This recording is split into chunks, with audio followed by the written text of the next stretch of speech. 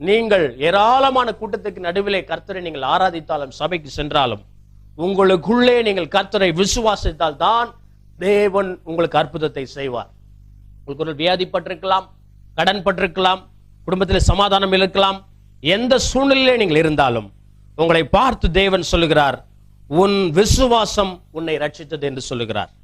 நாம் அவரை விசுவாசிக்கிறவன் வெட்கப்பட்டு போவதில்லை என்று வசனம் சொல்லுகிறது.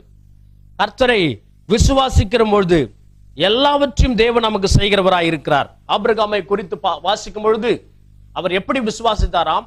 இல்லாதவைகளை இருக்கிறவைகளை போல அழைக்கிற தேவனிடத்திலே விசுவாசம் வைத்தாலாம். இயேசுவை நீங்கள் விசுவாசத்தோடு அவரை தேடி வருவீர்கள் என்று சொன்னால் தேவன் உங்களை ரட்சிப்பார்.